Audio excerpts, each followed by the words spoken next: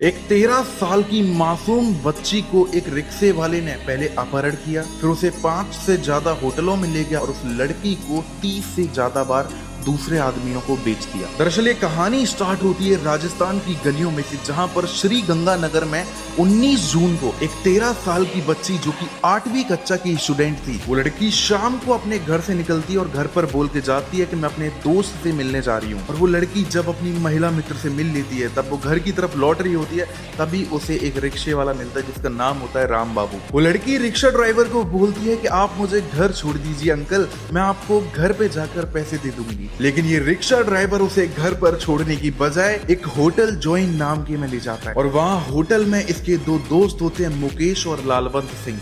वो तीनों मिलकर इस लड़की का पूरी रात शोषण करते हैं। लेकिन ये दर्द भरी कहानी यहीं पर खत्म नहीं होती। ये तीनों दरिंदों ने उस मासूम सी 13 साल की बच्ची को 5 होटलों में लगातार 5 दिन भेजा और वहां पर 30 से ज्यादा लोगों के साथ इस लड़की का शोषण करवाया। और आपको जानकर हैरानी होगी, इस गंदगी को अंजाम देने के लिए वो सारे होटल मैनेजर भी इसी में शामिल थे। और जब ये मासूम 13 साल की बच्ची दर्द से लगातार गुजरती रही, वो चीखती रही, तो इन दरिंदों ने उस लड़की को शराब पिलाकर चुप करा दिया। फिर 25 जून को पुलिस रेड करती है और उस लड़की के 10 आरोपियों को पकड़ लेती है, लेकिन आज भी 20 आरोपी फरार हैं। आज हमारे देश में बहन माता बेटियों की जो हालत हो गई है ना, वो सच में बहुत ज्यादा दर्दनाक है।